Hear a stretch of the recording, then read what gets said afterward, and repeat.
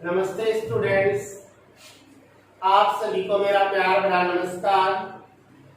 देखो, आज अपन 11th science की बायो की क्लास स्टार्ट करने जा रहे हैं। मैं संजय झाझड़िया आपको बायो पढ़ाने जा रहा हूँ। आप अच्छे से समझिएगा, पूरे वीडियो को ध्यान से सुनिएगा, आपको जरूर समझ में आएगा। समझ रहे हो मेरी बात? आपकी जो बायो की जो 11th क्लास की जो बुक होती है, उस बायो की बुक के अंदर आपके 22 चैप्टर हैं। उन चैप्टरों में भी अपन वो इकाई या वो यूनिट स्टार्ट करने में उस यूनिट को स्टार्ट करने जा रहा हूँ जो यूनिट आप 10th क्लास तक पढ़ते आ चुके हो या फिर 10th क्लास तक कहीं ना कहीं आप पढ़ चुके हो, उनके बारे में कुछ वो पीछे की क्लास से कुछ जुड़ा हुआ है। तो मैं उसी यूनिट को स्टार्ट करने जा रहा हूँ। अपन पूरे डिटेल से पढ़ेंगे, पूरे मनोयोग से पढ़ेंगे। तो आप भी पूरे मनोयोग से पूरे वीडियो को ध्यान से सुनिएगा ताकि आपको अच्छे से समझ में आ जाए। समझ रहे हो मेरी बात? अब देखो, आगे की बात मैं अपन टॉपिक स्टार्ट करने जा रहा हूँ। आज का जो अपना जो टॉपिक है वो टॉपिक रहेगा पाचन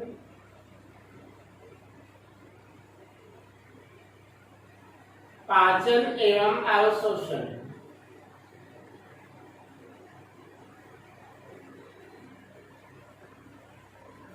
आज का जो अपना टॉपिक है वो रहेगा पाचन एवं अवशोषण। अब देखो, बात ध्यान से सुनो। इस टॉपिक के बारे में आप कक्षा 6 से ही पढ़ते आ रहे हो, थोड़ा बहुत। जैसे जैसे आपकी क्लास का लेवल बढ़ता है तो टॉपिक की गहराई का स्तर भी क्या होता जाता है, बढ़ता जाता है। बायो देखो एक अच्छा सब्जेक्ट है। इस सब्जेक्ट को आप बहुत ही ध्यान से समझोगे, बिल्कुल समझने वाला सब्जेक्ट होता है। कुछ लोग बोलते हैं कि थ्योरेटिकल सब्जेक्ट होता है, रट्टा लगाने वाला सब्जेक्ट होता है। ऐसा कुछ नहीं है। अगर आप इस सब्जेक्ट को जितना ध्यान से समझोगे, आपको उतना ही मेथड क्लियर होता जाएगा। समझ रहे हो मेरी बात? मैं आपके टॉपिक में कोई भी ऐसा पॉइंट नहीं छोड़ूंगा जो आपको मतलब कमजोरी झलके और आपको कहीं भी दिक्कत आए। समझ रहे हो मेरी बात? तो अपन शॉर्ट में ना पढ़ के अपन पूरा डिटेल से पढ़ेंगे।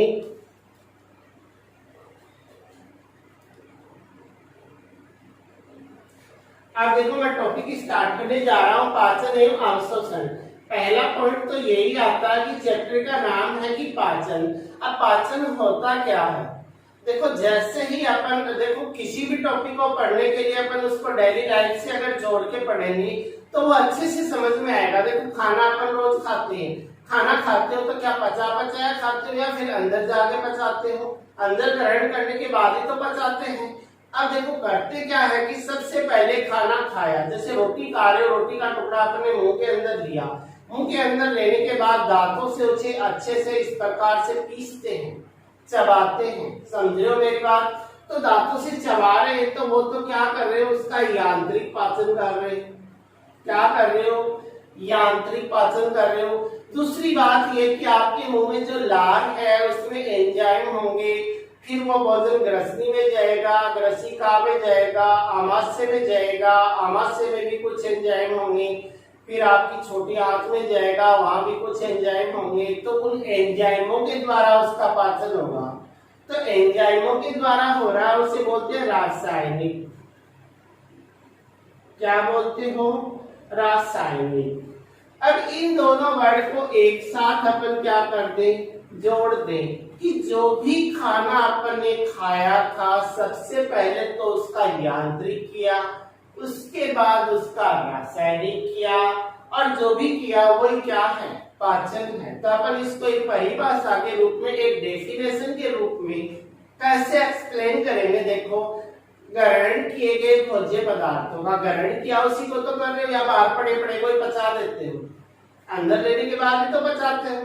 तो ग्रहण किए गए भोज्य पदार्थों का यांत्रिक व रासायनिक सरलीकरण ही क्या कहलाता है, पाचन कहलाता है। समझ रहे हो मेरी बात? अपनी डेफिनेशन क्या हो गई कि ग्रहण किए गए भोज्य पदार्थ का यांत्रिक एवं रासायनिक सरलीकरण ही क्या कहलाएगा, पाचन कहलाएगा। समझ गए मेरी बात? तो ये तो पाचन की हो गई अपनी परिभाषा हो गई, डेफिनेशन हो गई। अब देखो आगे की जो बात करें कि मनुष्य का जो पाचन तंत्र होता है, पाचन तंत्र की बात करें तो डाइजेस्टिव सिस्टम, इंग्लिश में क्या बोलते हैं उसे, डाइजेस्टिव सिस्टम बोलते हैं। तो मैं इंग्लिश और हिंदी दोनों ही वर्ड यूज करूंगा कि आपको कोई दिक्कत ना हो। समझ रहे हो मेरी बात? तो पाचन तंत्र को इंग्लिश में आप क्या बोलोगे, डाइजेस्टिव सिस्टम बोलते हैं। अब जो अपना जो पाचन जो तंत्र होता है उसके दो भाग होते हैं। एक तो होता है आहार नाल, क्या होता है, आहार नाल, जिसे एलिमेंट्री कैनाल बोला जाता है। आहार नाल को क्या बोलते हो, एलिमेंट्री कैनाल। एक होती है पाचक ग्रंथियां,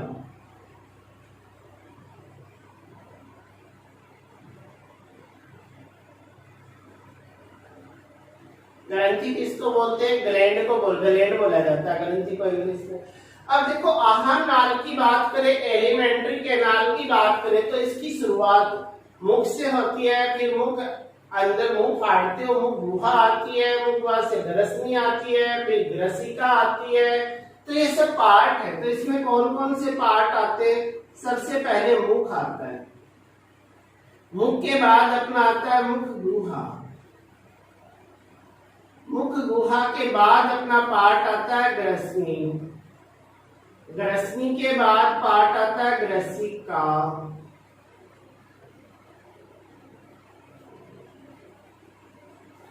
मुख गुहा को बकल केविटी बोलते हैं। मुख आप जानते ही हो, माउथ मुंह होता है, बकल केविटी फेरिंग्स है, इसोफेगस है, आमाशय, आमाशय के बाद होती है छोटी आंत, इसके बाद आती है अपेंडिक्स।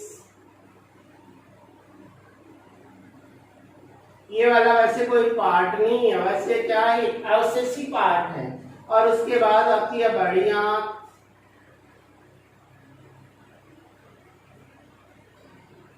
छोटी आंत को बोला जाता है स्मॉल इंटेस्टाइन और बड़ी आंत को बोला जाता है लार्ज इंटेस्टाइन।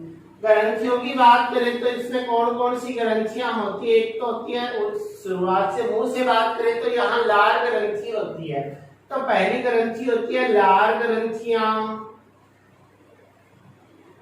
दूसरी ग्रंथि की बात करें तो होती है जठर ग्रंथि। ये कहाँ होती है, आमाशय के अंदर होती है। एक होती है अपनी यकृत ग्रंथि, एक होती है अग्नाशय ग्रंथि और एक होती है ब्रूनर ग्रंथि। अब इनका नाम तो सुना होगा, लेकिन ये वाला नाम आपके लिए क्या है, नया है। ये वाला वर्ड नया है। ब्रूनर ग्रंथि कहाँ होती है, ये छोटी आंत में पाई जाती है। अगर आगे आगे पर डिटेल से पढ़ेंगे तो आ जाएगी। देखो बात ये होती है कि अपना जो पाचन तंत्र होता है, डाइजेस्टिव सिस्टम होता है, वो दो पार्ट में डिवाइड होता है। एक होती है आहार नाल और एक होती है ग्लैंड्स। अब आहार नाल यानी एलिमेंट्री कैनाल, एलिमेंट्री कैनाल की अगर अपन बात करें तो इसके कौन कौन से भाग होते हैं, यहाँ से लेकर और गुदा तक की बात करें तो होता है मुख होता है, मुख गुहा होती है, ग्रसनी होती है, फेरिंक्स यानी इसोफेगस है, आमाशय है, छोटी आंत है, बड़ी आंत है, ये सब पार्ट होंगे। और अगर ग्रंथियों की बात करें तो पाचन तंत्र में कौन कौन सी ग्रंथि आती है, लार ग्रंथि आती है, जठर ग्रंथि आती है, यकृत ग्रंथि आती है, अग्नाशय ग्रंथि आती है और छोटी आंत में अपनी क्या होती है, ब्रूनर ग्रंथियां होती है। समझ गए मेरी बात? अब देखो एक एक पार्ट को अपन पहले इनके ग्रंथियों के बारे में देखो बाद में पढ़ेंगे, साथ साथ आती जाएंगे और साथ साथ अपन क्या करते जाएंगे, पढ़ते जाएंगे, इनको देखना। अब यहाँ से मैं स्टार्ट कर रहा हूँ कि पाचन तंत्र के दो भाग थे, एलिमेंट्री कैनाल और पाचक ग्रंथियां। अब जो अपनी जो एलिमेंट्री कैनाल है, जो आहार नाल होती है, अगर मनुष्य की अपन बात करें तो मनुष्य की आहार नाल होती है, वो लगभग कितनी मानी जाती है, लगभग मान इसका 10 से 12 मीटर होता है। फिर आप बोलते हो कि सर आप लगभग क्यों बोलते हो, आपको एग्जैक्ट वैल्यू मालूम नहीं है क्या? मतलब ऐसा कुछ नहीं है। देखो कि इसकी एग्जैक्ट वैल्यू यही है कि आप किसी छोटे बच्चे को ले या फिर बड़े व्यक्ति को ले रहे हो, जैसे खल्ली की बात करें या फिर एक छोटे मनुष्य की बात करें, तो सबकी जो एलिमेंट्री कैनाल है उसकी लंबाई बराबर तो नहीं हो सकती। हो सकता है किसी की 10 होगी, किसी की 10.5 होगी, किसी की 11 होगी, 11.5 या 12 हो। समझ रहे हो मेरी बात? 10 से कुछ कम भी हो सकती है, समझ रहे हो ना? तो ये क्या लिया जाता है, इसका लगभग मान लेते हो। तो जो आहान जो नाल होती है उसकी लंबाई कितनी होती है, 10 से 12 मीटर लगभग होती है। अब ये होती कहां से कहां तक है, देखो अपनी एलिमेंट्री कैनाल की बात करें तो देखो शुरू तो यहाँ से हो रही है कि जहां से आप खाना खाते हो मुख से, और खत्म कहां से होती है, जहां से आप अपशिष्ट को बाहर निकालते हो, गुदा। इसका मतलब है कि अपनी जो आहार नाल है वो मुख से लेकर कहां तक फैली हुई है, गुदा द्वार तक फैली हुई है। समझ गए मेरी बात? कि जो आहार नाल है वो कहां से कहां तक फैली हुई है, मुख से लेकर गुदा द्वार तक फैली हुई है। अब इसकी बात करें कि इसकी स्ट्रक्चर कैसी होती है, देखो यहां से मुख, फिर ऐसे गया, फिर ऐसे गया, फिर यहां से वक्ष में गया, फिर इधर जाके आमाशय में चला गया, फिर ये घूम के इस प्रकार से छोटी आंत आ गई। फिर आपने देखा होगा कि छोटी आंत तो इस प्रकार ऐसे घूमी हुई रहती है, फिर यहाँ से बड़ी आंत ऐसे घूमती है, फिर आके ये गुदा में खत्म होती है। इसका मतलब ये घुमावदार है। इसका मतलब इसकी संरचना कैसी होती है, कुंडली। तो आपसे पूछा जाए कि आहार नाल की आकृति कैसी होती है, कैसी संरचना होती है, कुंडलित होती है, कहाँ से शुरू होती है, मुख से शुरू होती है, कहाँ खत्म होती है, गुदा द्वार पे जाके खत्म होती है। लंबाई कितनी होती है, 10 से 12 मीटर होती है। समझ रहे हो मेरी बात? अब देखो आगे की अगर अपन बात करें तो ये जो आहार नाल है, एलिमेंट्री जो कैनाल है, इसकी बात करें तो देखो एक तो होते हैं शाकाहारी जीव और एक होते हैं मांसाहारी। और मनुष्य की बात करें तो मनुष्य तो मांस भी खाता है, अनाज भी खाता है, तो क्या है वो सर्वाहारी। अब देखो इनकी अनाज की बात करें तो शाकाहारी है, जो क्या खाते रहते हैं, घास खाते हैं। एक मांसाहारी है, जो क्या खाते हैं, मांस खाते हैं, और मांस में क्या होगा, प्रोटीन होगा। तो देखो मांस जो है उसमें प्रोटीन है, तो इसका पाचन क्या होता है, इसका मांस जो होता है इसका पाचन होता है सरल होता है, आसान होता है। इसलिए इनकी जो आहार नाल है उसकी लंबाई ज्यादा नहीं होती है, क्योंकि पाचन इनका क्या होता है, आसान होता है। अब बात करें घास की, कि घास जो होता है उसमें पाया जाता है सेलुलोज। क्या पाया जाता है, सेलुलोज। और जो सेलुलोज होता है उसका पाचन होता है वो होता है जटिल। सेलुलोज जो होता है उसका पाचन होता है जटिल। जटिल पाचन होगा तो इनकी आहार नाल भी क्या चाहिए, लंबी चाहिए।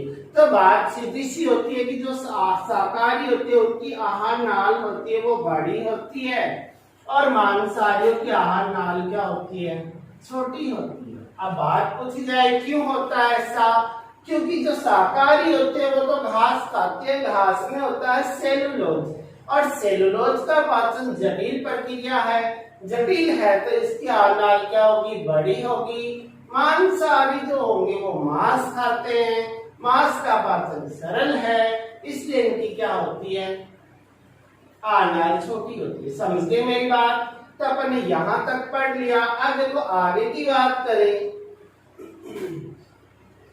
कि जो आहार जो नाल होती है उस आहार नाल में कौन कौन से भाग आपको नजर आते हैं।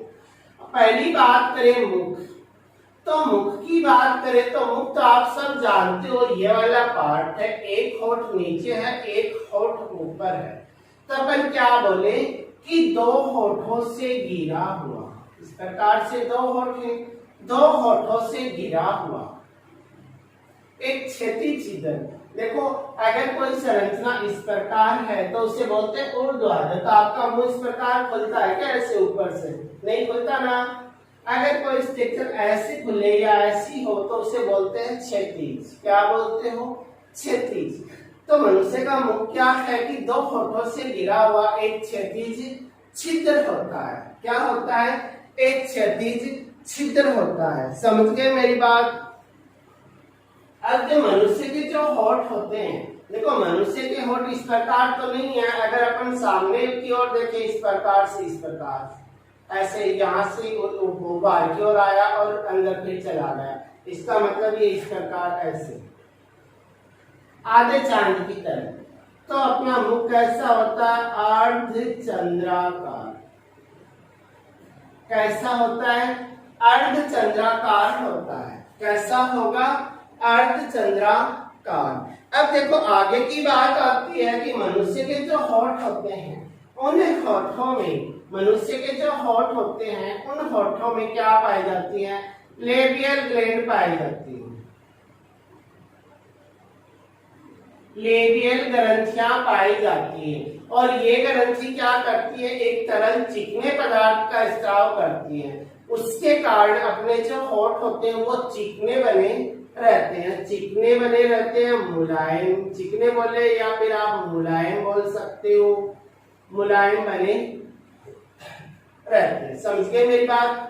तो आप क्या बोल लो कि मुख क्या है कि दो होठों से गिरा हुआ एक क्षैतिज छिद्र होता है, ये अर्धचंद्राकार होता है, इसमें लेबियल ग्रंथियां पाई जाती हैं और उनके कारण ये क्या होते हैं, जो अपने जो होठ होते हैं वो मुलायम और कुछ चिकने बने होते हैं। समझ गए मेरी बात? दूसरी बात करें तो देखो नीचे वाला जो होठ है, नीचे वाला होठ है वो तो बिल्कुल सपाट है, सही है, लेकिन जो ऊपर वाला होठ होता है उस होठ के ऊपर क्या पाया जाता है? ऊपर वाले होठ के ऊपर इस प्रकार से ऐसे देखो एक गड्ढा पाया जाता है। यहाँ पे देखो नासा के बिल्कुल पास यहाँ पर एक अंगुली टिके इस प्रकार से, इसको बोला जाता है फिल्ट्रोन। क्या बोला जाता है? फिल्ट्रोन। तो आपसे पूछ लिया जाता है कि मनुष्य के ऊपरी होठ में पाई जाने वाली एक गड्ढे समान जो संरचना है उसे क्या बोला जाता है? तो अपन क्या बोलेंगे? फिल्ट्रोन बोलते हैं। क्या बोलते हो? फिल्ट्रोन। समझ गए मेरी बात? यहाँ तक आपको समझ में आया होगा कि मुख क्या है? दो होठों से घिरा एक क्षैतिज छिद्र है। ये जो होठ होते हैं इन होठों में लेबियल ग्रंथियां हैं जिनके कारण होठ मुलायम रहते हैं। अपना जो ऊपरी जो होठ होता है उस पे क्या पाया जाता है? गड्ढे समान संरचना होती है, उस संरचना को बोला जाता है फिल्ट्रोन। क्या बोलते हो? फिल्ट्रोन। अब देखो आगे की बात करें तो जो मुख है वो मुख देखो ऐसे, ये अंदर गड्ढा सा आपको दिखाई दे रहा, इस गड्ढे को बोलते हैं मुख गुहा। क्या बोलते हो? मुख गुहा बोलते। तो अगला अपना पॉइंट आ जाता है, पार्ट आ जाता है मुख गुहा। मुख गुहा बोले तो इंग्लिश पे क्या बोलते हैं? इसे बक्कल केविटी बोला जाता है। मुख को इंग्लिश में क्या बोलते हैं? बक्कल केविटी बोला जाता है। क्या बोला जाता है? Buccal cavity. अब मुख गुहा की बात करें तो क्या बोलो कि मुख जो होता है वो अंदर की ओर एक गड्ढे में खुलता है जिसे बोला जाता है मुख गुहा। अब ये जो मुख गुहा वाला पार्ट है, इस पार्ट में देखो दो तो होते हैं जबड़े, एक तो ये नीचे वाला जबड़ा और एक ऊपर वाला जबड़ा। देखो नीचे वाला जो जबड़ा इसको इस प्रकार आप हिला सकते हो, ऐसे भी खोल सकते हो। इसका मतलब कि नीचे वाला जो जबड़ा होता है वो क्या होता है? चलायमान होता है। क्या होता है? चलायमान यानी गतिशील होता है, मूवमेंट करता है ऊपर नीचे दाएं बाएं। लेकिन जो ऊपरी जो जबड़ा होता है उसका आप इसको इस प्रकार पकड़ लो, ऊपर से हिला सकते हो क्या? नहीं ना। इसका मतलब तो ऊपरी जो जबड़ा होता है वो अचल होता है। ऊपरी जबड़ा क्या होता है? अचल होता है। समझ रहे हो मेरी बात? तो आप क्या बोलो कि मुख जो है वो एक गड्ढे में खुलेगा, उसे मुख गुहा बोलोगे। मुख गुहा में दो तो क्या होते हैं? जबड़े होते हैं। क्या होते हैं? दो जबड़े होते हैं, एक ऊपरी जबड़ा, एक तो होता है ऊपरी जबड़ा और एक होता है निचला जबड़ा।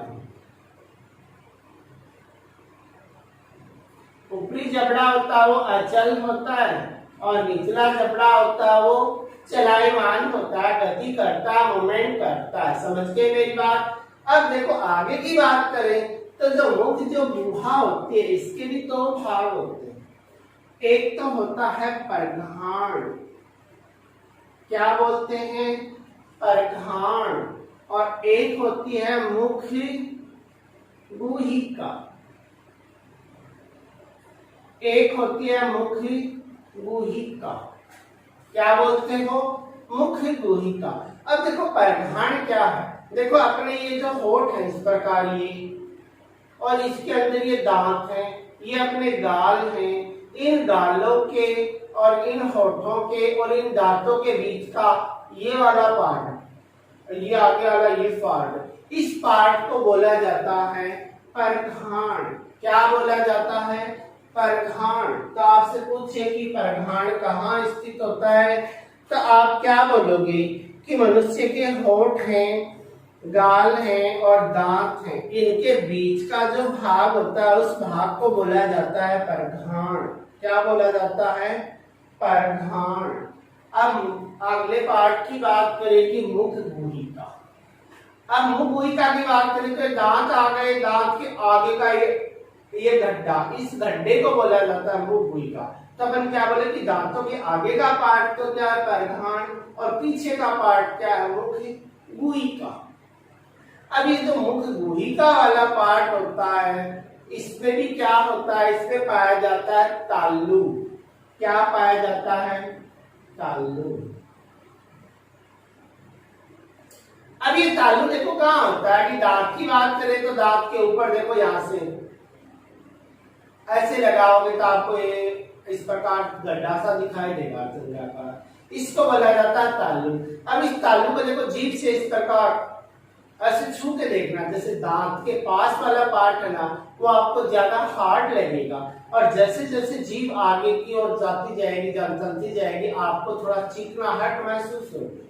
इसका मतलब है कि ये तालु है ये भी दो भागों में बटा हुआ है।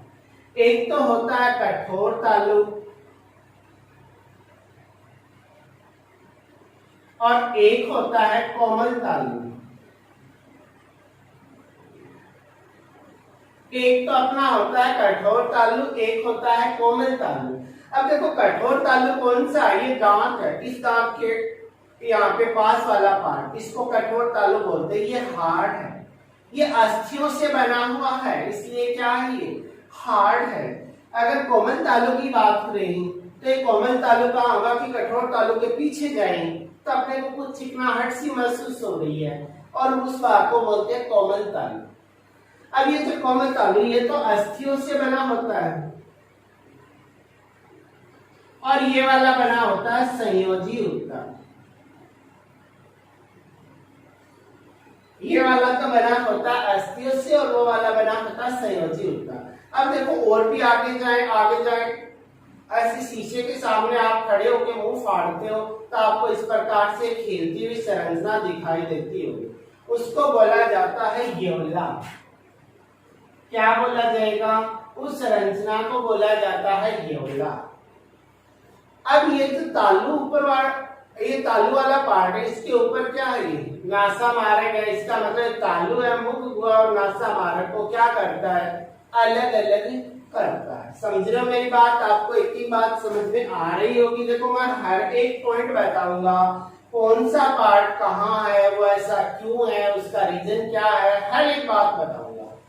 तो देखो मुख गुहा की बात अपन कर रहे हैं, एक बार जैसे टाइम होगा रिकॉल कर, मैं दोबारा रिपीट कर दूंगा इसको। अब देखो आगे की बात करें कि ये तो कठोर तालु अस्थियों से बना हुआ है और जो कोमल तालु संयोजी उत्तक। ये वाला पार्ट आगे की ओर जाते जाएंगे तो चिकना होता जाएगा, और यहाँ पर एक संरचना पाई जाती है जिसको बोलते हैं येवला।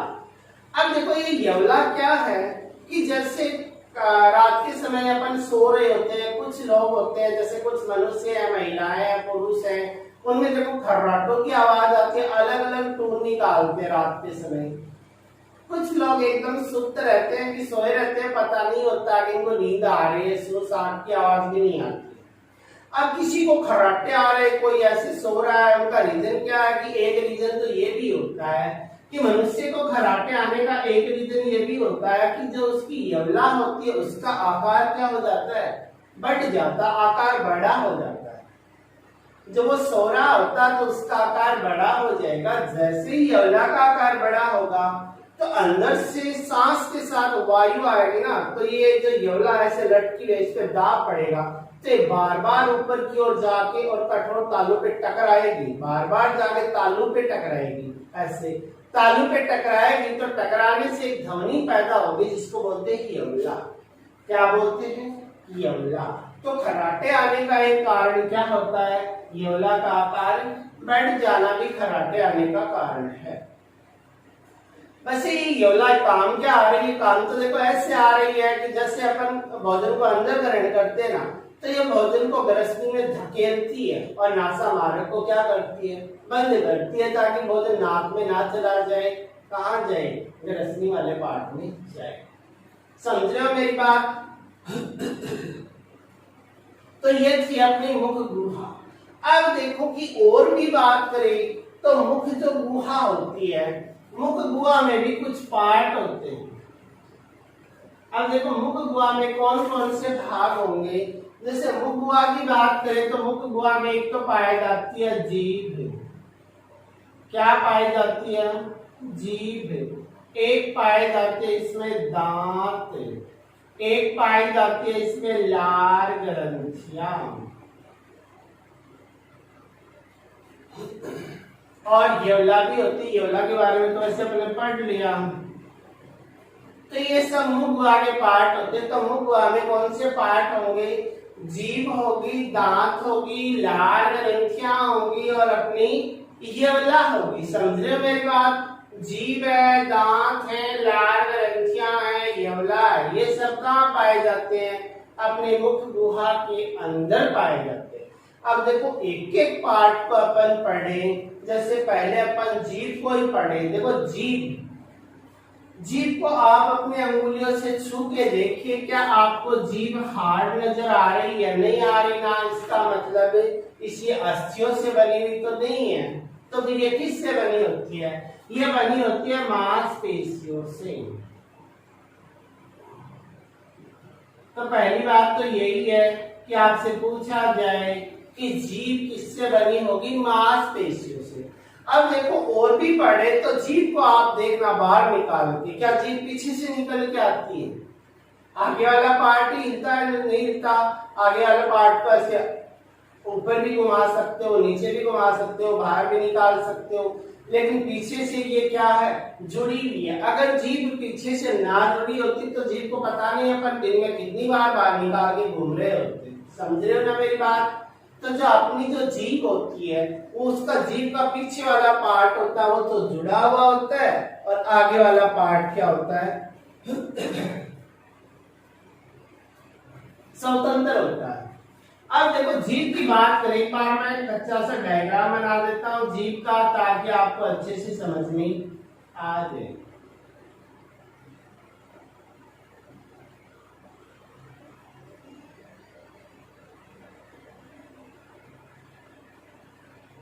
ये इस प्रकार जुड़ी होती है। इस भाग को बोला जाता है हायोड।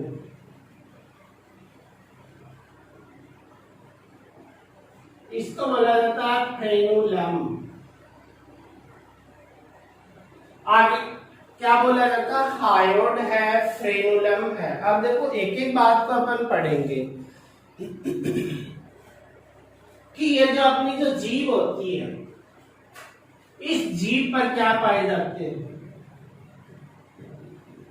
छोटी छोटी संरचनाएं। आज आप देख लेना जीभ को अच्छे से। इनको बोला जाता है स्वाद कलिकाएं, पेपिला। क्या बोला जाता है? स्वाद कलिकाएं। अब जो जीभ है उसका देखो ये वाला पार्ट है, स्वाद का ज्ञान करवाएगा। इसका अलग अलग पार्ट अलग अलग स्वाद का ज्ञान करवाता है। कोई पार्ट मीठे का ज्ञान करवाता है, कोई कड़वे का ज्ञान करवाता है, कोई खट्टे का ज्ञान करवाएगा, कोई नमकीन का करवाएगा। अब देखो कौन सा पार्ट कौन से का ज्ञान करवाता है। देखो कभी भी आप शादी पार्टी में जरूर गए होंगे, सबसे पहले आप क्या खाना पसंद करते हो?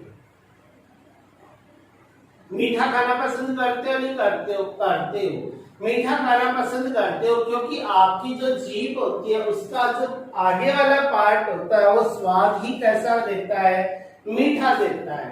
इसका मतलब है कि ये जीभ का ये जो आगे वाला पार्ट है ये कौन सा स्वाद देगा आपको? मीठा स्वाद का ज्ञान करेगा। समझ रहे हो? दूसरी बात करें तो देखो पुरुष जो होते हैं, पुरुष मेल, उनकी आदत ही होती है कि महिलाएं होती है चाहे वो कितना भी अच्छा खाना बना दे, कितना भी टेस्टी खाना बना दे, चाहे कितनी भी मेहनत से खाना बना दे, खाते जाएंगे खाते जाएंगे। खाना खाने के बाद लास्ट टाइम वो ऐसा बोल ही देंगे कि क्या नहीं है, इसमें तो नमक नहीं था, इसमें मिर्ची ज्यादा थी, इसमें मिर्ची बिल्कुल नहीं थी, आपने ये कर दिया वो कर दिया। मतलब वो कमी निकालते ही निकालते हैं। क्यों? क्योंकि पीछे वाला जो पार्ट होता है वो टेस्ट कैसा देता है? कड़वा। तो पीछे वाला जो पार्ट होता है वो कड़वा स्वाद देता है, इसलिए वो कड़वे शब्द बोलते हैं। इसलिए तो नहीं बोलते, अपन समझने के लिए बता रहे हैं। अब देखो आगे की बात करें तो जब भी आप कभी पार्टी करते हो तो मीठा सबसे पहले ले रहे हो, लास्ट पे कड़वा बोल रहे हो, तो फिर खट्टे को कहाँ रखोगे?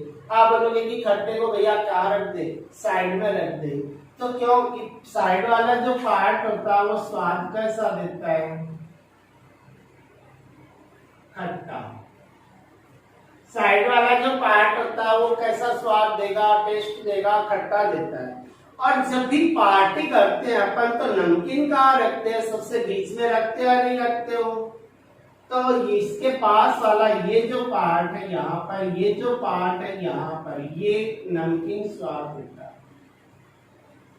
और इसका जो बीचों बीच वाला पार्ट होता है ये स्वादहीन होता है, कोई स्वाद नहीं देता। क्यों?